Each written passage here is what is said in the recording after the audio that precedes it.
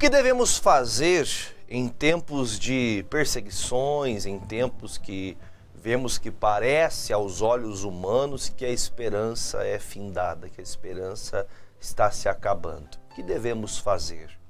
O apóstolo Pedro, em uma das suas cartas, ele deixa uma intenção de que nós venhamos vencer, principalmente, essas lutas, essas perseguições que tentam nos parar, que tentam nos impedir. Pense que nos dias de Pedro, nos dias de Jesus Cristo, nós sabíamos que as perseguições eram muito mais ferrenhas. Mas você sabe que de tempos em tempos as perseguições elas podem ser profundas, que pegam uma grande quantidade de pessoas ao mesmo tempo, ou pode ser pensando na pessoa, pensando que há situações que diretamente tentam afligir a sua fé, tentam desmotivar você, tirar você do caminho. Bom, o Pedro fala nesse capítulo 1, ele começa a trazer esse entendimento, a gente permanecer na fé, não olhar para trás, porque nós já fomos eleitos pelo Senhor. E aí ele fala algo que me chama muita atenção e eu quero que você também, espero que Deus também faça que você tenha a sua atenção voltada a esse entendimento. A primeira carta de Pedro, o capítulo 1, o versículo 13 em diante, pretendemos chegar até o versículo 25. Se Deus permitir, chegamos no versículo 25, para que nós possamos vencer estes tempos de perseguições, estes tempos difíceis que parecem que sempre vêm com a intenção de nos tirar do caminho da fé, da salvação. Nós precisamos ter um cuidado de andar em santidade, viver na santidade do Senhor. E aqui o Pedro começa dizendo assim: portanto, cingindo os lombos do vosso entendimento, sede sóbrios e esperai inteiramente na graça que se vos ofereceu na revelação de Jesus Cristo. Então, o que o Pedro nos chama a atenção é a base de tudo que um cristão tem que ter no seu coração. A base de tudo é esperar inteiramente na graça de Cristo. Nós temos que ter essa certeza, essa convicção, essa firmeza de fé nas palavras de Jesus, no Evangelho de Cristo. Apesar de nós vermos hoje uma grande, vamos dizer assim, uma grande mudança ao que diz respeito às pessoas que creem de forma diferente, que agem de forma diferente ao Evangelho.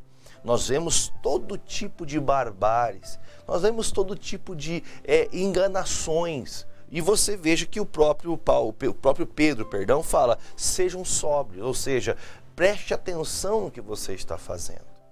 Há pessoas que são levadas pelos sentimentos, pessoas que são engodadas por coisas das quais, olhando aos olhos de quem olha de fora, fala, meu Deus, essa pessoa ela só pode estar, talvez, embriagada. Embriagado, que vocês possam talvez entender, não é só alguém que está com bebida forte tomando. Embriagado não só não se diz respeito à bebida forte, mas também embriagado com as coisas do mundo. A pessoa começa a normalizar o que está errado.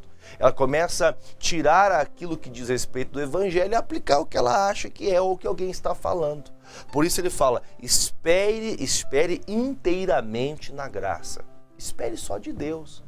Porque enquanto estamos olhando para os ataques, para as perseguições, enquanto estamos olhando somente para aquilo que as maldades que pessoas mal intencionadas tentam usar a palavra, o Evangelho, para condenar, para até fazer de práticas que são, isso com toda certeza eu digo para você, que Pedro quer dizer assim, se vocês não esperarem na graça, se vocês não estiverem atentos, se vocês não cingir-se é vestir-se.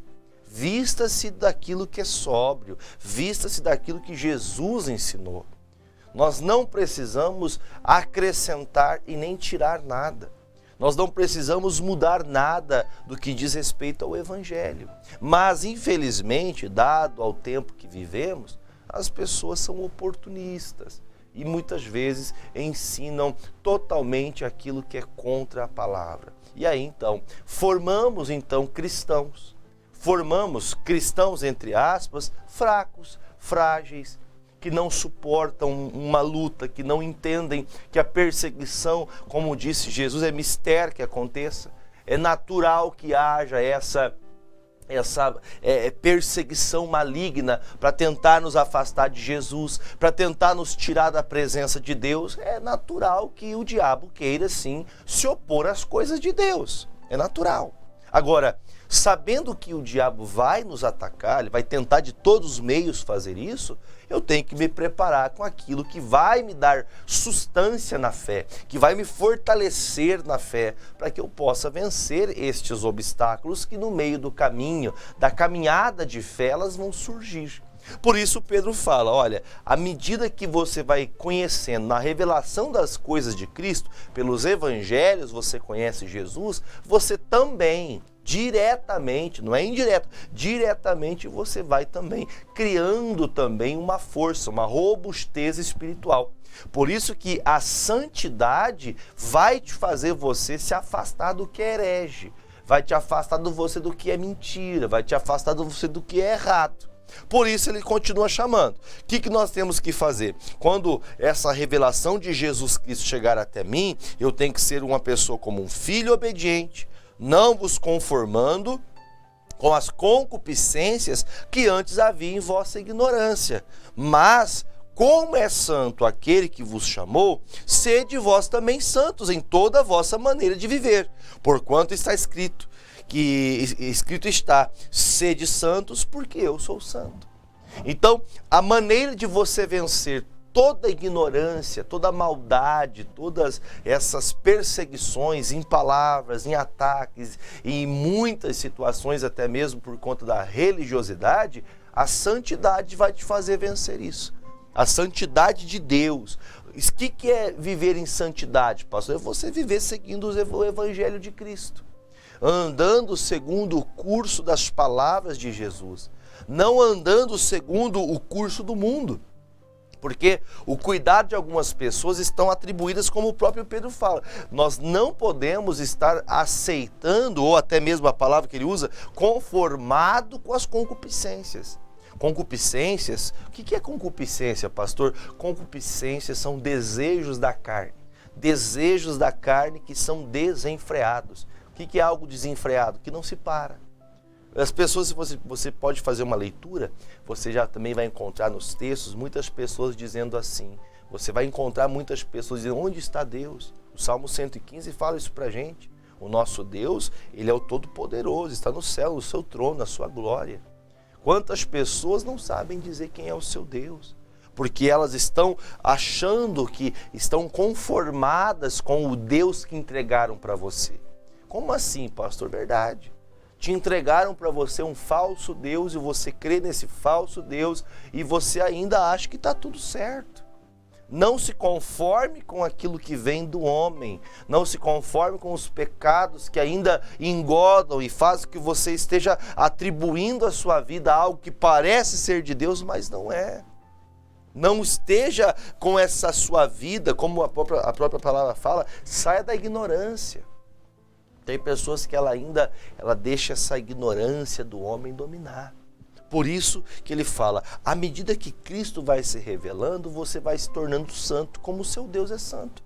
Você vai se tornando como Cristo. Nós somos chamados cristãos pelo propósito de ser seguidores de Cristo. Se somos seguidores de Cristo e Cristo, por sua vez, sempre santo, sempre foi santo, sempre será santo, e a santidade no Senhor, em tudo que ele falava, em todas as suas obras, eu também tenho que ser. Então, sejam santos aqueles que seguem o Santo Senhor. É isso que ele está me chamando a atenção. Se eu sou santo, é porque eu estou olhando para Jesus e seguindo seus passos, caminhando lado a lado com Cristo. Agora, se em mim está faltando as características de Cristo, se está faltando em mim os cuidados que Cristo teve nesta vida, porque a vida de Cristo é um ensinamento, é o exemplo que nós temos que seguir. É o exemplo que nós temos que colocar em nossa vida, ainda que você olhe para tantas perseguições. Eu até pregava alguns dias atrás numa cidade E enquanto eu pregava, uma pessoa se levantou e falou: pastor, mas como que a gente vai confiar nas pessoas? Como vamos acreditar se as pessoas... Todo mundo faz coisa errada, pastor. E a gente vai acreditar, como que a gente vai fazer igual Jesus se as pessoas são traiçoeiras, se as pessoas são malignas? Jesus não disse que é para você fazer mudar as pessoas. Jesus disse que quem tem que mudar sou eu. À medida que Cristo vai se revelando em você, que você vai conhecendo mais de Jesus, você vai se moldando. Hoje, muitas pessoas estão moldadas às características do mundo. Elas querem ser maiores que as outras, são gananciosas, são malignas, querem ver as pessoas má. Tem muitas vezes que há até um conluio, né, do inferno. Esse conluio é do inferno. Pessoas se reúnem para planejar mal contra outras pessoas, para tentar destruir outras pessoas. Agora, o que Pedro fala, tocou o Paulo na cabeça, o que o Pedro está falando? O que o Pedro está dizendo para a gente? Sejam santos. Olha para a vida de Jesus, olhe para os evangelhos e seja santo como o Senhor o é. Agora, se as práticas e atividades da minha vida me fazem com que eu não seja santo como Cristo, isso tem que ser uma coisa que você tem que tirar da sua vida.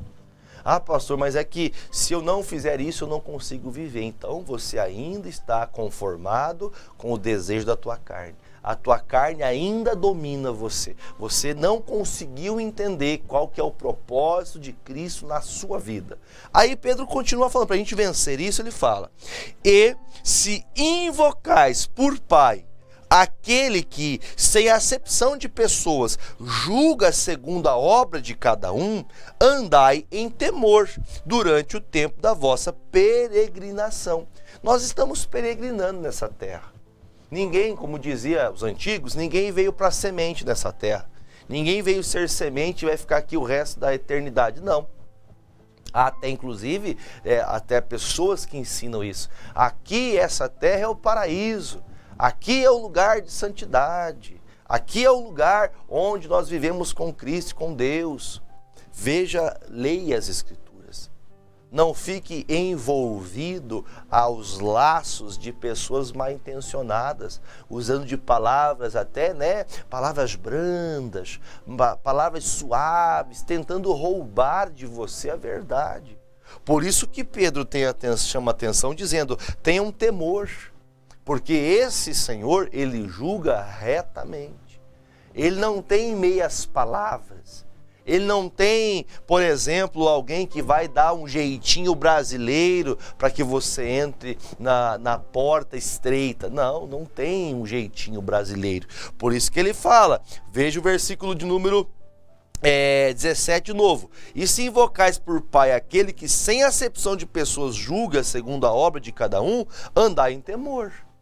Andar em temor Deus não vai aplicar sobre mim o pecado alheio. Deus não vai me condenar pela maldade que estão fazendo contra mim. Pelo contrário, Deus julga retamente segundo as minhas obras, segundo as minhas atitudes, segundo aquilo que eu estou conduzindo minha vida. Embora nós saibamos que nós temos que ter um cuidado para viver no temor de Deus, muitas pessoas não temem. Não respeitam a palavra. Temor de Deus é respeitar a palavra de Deus, respeitar os ensinamentos de Jesus, mas muitos já não entendem isso. Aí ele fala, estamos peregrinando, estamos de passagem, sabendo que não foi com coisas corruptíveis ou coisas que podem se corromper, como prata ou ouro que fostes resgatados, mas da vossa vã maneira de viver, que por tradição recebestes dos vossos pais, mas com o precioso sangue de Cristo, como de um cordeiro imaculado e incontaminado, o qual, na verdade, em outro tempo, foi conhecido, ainda antes da fundação do mundo, mas manifestado nestes últimos tempos por amor de vós. Então veja que o Pedro deixa muito claro, vocês ainda estão aprisionados ou pensando que é o ouro, é a prata, que as imagens ou que os deuses estranhos ainda têm poder sobre a vida de vocês? Foi eles que compraram vocês? Foi eles que lutaram por você? Ele fala, não, foi Cristo Jesus com o seu precioso sangue. O sangue de Cristo é precioso. Quando você vê pessoas dizendo, o sangue de Jesus tem poder, e tem muito poder mesmo. O sangue de Jesus tem poder. Para quem? Para aqueles que andam em santidade. Porque o sangue de Jesus, ele nos lavou. Não há ser humano no mundo que não precise ser lavado no sangue de Cristo. Porque no sangue de Cristo recebemos a redenção. Somos redimidos de todo o pecado, de todo o erro que cometemos. Por isso, quando nós aceitamos a Cristo, temos o perdão do Senhor e no sangue de Cristo somos lavados para andarmos semelhante a Cristo. Agora, embora saibamos que essas perseguições, essas lutas vêm com a intenção de fazer que o sangue de Cristo em minha vida perca o valor, eu tenho que ter um cuidado para que esse precioso sangue não tenha sido derramado em vão por mim. Para que esse precioso sangue de Cristo não tenha sido derramado na cruz do Calvário, para que eu estivesse com o direito de ser salvo e não aproveitasse de tudo que Deus me deu. Então, quando nós aprendemos, irmãos, quando reconhecemos que desde a fundação do mundo foi manifestado pelo Senhor que Cristo, e hoje nesses tempos, pela palavra dele, reconhecemos que devemos viver na santidade. Veja que Pedro estava passando essa carta escrita num período que muitos cristãos estavam titubeando. Sabe aquelas pessoas que estão quase entre a corda bamba, em cima do muro? Eu acho que é melhor voltar às minhas práticas antigas, que pelo menos não tem perseguições, meus parentes não falam mais comigo. Deixa eu falar uma coisa para você. O Paulo disse a carta aos Romanos, eu não tenho vergonha do Evangelho de Cristo, porque o Evangelho de Cristo é o poder de Deus. Agora, quantas pessoas estão envergonhadas, que não querem mostrar o Cristo que você serve, que não querem buscar a Deus de todo o seu coração, têm vergonha de falar de Jesus. Por isso você vê que pessoas estão, muitas vezes, voltando atrás, porque não se converteram de verdade, não tiveram mudança verdadeira, não foram transformadas, não foram restauradas em Cristo Jesus. Por isso, muitas pessoas, quando vem um baque, quando vem uma situação, elas muitas vezes retrocedem. Por quê? Porque não permanecem em santidade. Não permanecem nas pisadas de Cristo, não permanecem nos ensinamentos de Jesus. E aí então, logicamente, elas acabam perdendo a própria salvação e esquecendo o porquê elas começaram. Aí então, o Pedro chama mais uma vez a atenção, versículo de número 21. E por ele credes em Deus, que o ressuscitou dos mortos e lhe deu glória, para que a vossa fé e esperança estivessem em Deus. Então, a nossa esperança está no Senhor, não nas coisas que nós vemos. Pastor, estão matando pessoas. Se você pensar, por exemplo, que algumas pessoas até criam algumas regras de doutrinas humanas, de homens, para talvez facilitar o Evangelho, para facilitar o ensinamento, para facilitar a pregação, para não mexer com as pessoas. O evangelho puro, quando eu digo é o evangelho pregado segundo ele é, ensinado com uma interpretação não de homens, mas assim como Cristo declarou nas suas palavras. Vai ser doloroso para alguém que vive na sua concupiscência, com os desejos pecaminosos te dominando. Vai ser difícil você permanecer, por exemplo, numa igreja onde você ouve falar do seu pecado, que você ouve falar dos seus erros. Por quê? Porque é muito mais fácil procurar um lugar onde o meu pecado não é apontado, onde o meu erro não é apontado. Aí você vai ver inúmeras divisões, igrejas e igrejas abrindo com a intenção de pregar o evangelho de acordo com aquilo que ela gosta, não de acordo com aquilo que Jesus ensinou. Agora, o Senhor se revelou para nós Deus se revelou para nós em Cristo Jesus. E em Cristo Jesus nós temos esperança. Por mais que hajam perseguições, a esperança que temos em Cristo nos mantém cada vez mais firmes, aqueles que creem em Cristo. Aí diz, como que eu tenho que fazer isso? Purificando a vossa alma na obediência à verdade, para amor fraternal. Preste atenção, não fingido, amai-vos ardentemente uns aos outros, com um coração puro, sendo de novo gerados, não de semente corruptível, mas de incorruptível, pela palavra de Deus, viva e que permanece para sempre. Porque toda a carne é como erva, e toda a glória do homem como a flor da erva. Secou-se a erva, caiu a sua flor, mas a palavra do Senhor permanece para sempre. E esta é a palavra que entre vós foi evangelizada. Quer dizer, vocês receberam essa palavra e é nela que nós temos que permanecer. Tudo pode passar, o tempo passa, a erva murcha, ela nasce, cresce. Ele quer dizer, nós aprendemos em Deus, nós conhecemos Deus pela sua palavra. E em Cristo Jesus nós temos a esperança. Agora, nós somos gerados novamente. Quando nós conhecemos e reconhecemos Jesus, é como se você nascesse de novo. Por isso que Jesus disse para Nicodemos, o homem tem que nascer de novo. Se nós não nascemos de novo, nós não encontramos salvação. Nascer de novo é começar... Veja como um bebê, por exemplo. Ele precisa da ajuda de todos. E tudo que lhe é ensinado, ele aprende. Por isso que nascer de novo, ainda sendo velho, como disse Nicodemos, como pode um homem já velho nascer de novo? Porventura entraria no ventre de sua mãe novamente? As palavras de Nicodemos fazem que Jesus ensina, não é isso que eu estou dizendo. Nascer de novo é ter uma mudança de conduta, é viver em santidade, é viver tudo que diz respeito ao Evangelho, viver para agradar a Deus e praticando as palavras de Jesus. Ou seja, temos perseguições, sempre existirão, e cada vez mais dolorosas, cada vez mais difíceis. Mas não se esqueça do que Pedro falou.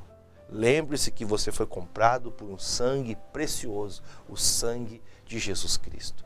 Não saia dele.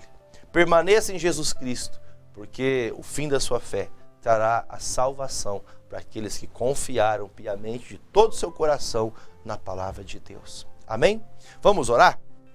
Pegue seu copo com água e oremos ao Senhor. Pai querido e Pai amado, em nome de Jesus, mais uma vez eu chego ao Senhor, ó Deus, crendo totalmente, sem sombra de dúvidas, que o Senhor opera curas, milagres e maravilhas. O Senhor sempre fez e sempre fará segundo sua palavra. Nós muitas vezes, ó Deus, vemos muitas pessoas que até acompanham, gostam da pregação, mas quando falamos de cura, tem muitas pessoas que duvidam. Meu Deus, eu não quero de maneira alguma ser ignorante a ponto de achar que tenha que mostrar algo para alguém. Misericórdia, Pai. Mas pelo contrário, para que creiam que o Senhor cura, que o Senhor é o mesmo ontem, hoje e eternamente será o mesmo. Opere esta cura agora, Pai, desta pessoa que está com câncer, desta pessoa que está acamada, esta pessoa que está com um problema sério. Meu Deus, é uma neoplasia maligna. O maldito diabo conseguiu implantar algo, meu Deus, no coração dessa pessoa. Esta pessoa está precisando, segundo a medicina, de um transplante. Ou ela faz o transplante, ou ela vai ter que passar o resto da vida dela fazendo hemodiálise. Meu Deus, faça novamente, em nome de Jesus Cristo, os rins voltarem a funcionar. Meu Deus, esta pessoa que está com gordura no fígado, meu Deus, ela está tendo uma qualidade de vida péssima. Ajuda esta pessoa agora, Pai. Esta pessoa também que tem o pâncreas, que está lento ou não trabalha mais, não produz mais insulina. Jesus, faça esse pâncreas voltar a trabalhar. Mostra-te, Jesus, porque para o homem não há cura, mas nós temos o sangue precioso de Cristo que nos faz curar de todas as enfermidades. Meu Deus, pessoas que estão com caroços, uma massa que está crescendo na cabeça dessa pessoa, o médico está preocupado. dizendo: eu não sei como fazer, porque a cirurgia é muito séria, não temos como fazer esse procedimento sem que algo ruim aconteça com você. Por isso eu determino sobre você, mulher de Deus, sobre você, homem de Deus, eu determino a cura, que este mal, em nome de Jesus, do mesmo jeito que ele apareceu do nada, a partir de agora, em nome de Jesus Cristo, eu determino que ele saia. Eu digo: saia caroços, estes males que estão agora agindo, colocando esta pessoa estes sintomas. Essa pessoa vive nervosa, irritadiça, essa pessoa vive preocupada, vive, meu Deus, com o coração pesaroso, ela vive, meu Deus, ignorante, não é porque ela quer, isso é um problema que este mal que está crescendo, está agindo, meu Deus, na vida dela, mas eu determino agora que todo este mal tem que cair por terra. Eu digo do alto da cabeça até a planta dos pés. Você, meu irmão, que está com essa dor de dente, em nome de Jesus, eu declaro agora que quem beber desta água será curado, será livre destes males. Meu Deus, que essa dor de dente saia, em nome de Jesus. Esta dor, ó Deus, na patela do joelho, em nome de Jesus, tem que sair agora. Este mal, ó Deus, que faz essa pessoa sentir uma forte dor no quadril, ela chega a ficar travada. Meu Deus, é um problema na coluna, ela não consegue nem se movimentar. Em nome de Jesus, eu declaro: todo o teu mal saia, vá embora e não volte nunca mais, em o nome de Jesus. Agora, Pai, eu te peço que nestas águas consagradas ao Senhor, o Senhor coloque uma unção, para que todos que delas beberem sejam livres de todos os males, em nome do Pai, do Filho e do Espírito Santo de Deus. E se você crê, beba comigo desta água e seja livre deste mal, para a glória de Cristo Jesus, em nome de Jesus.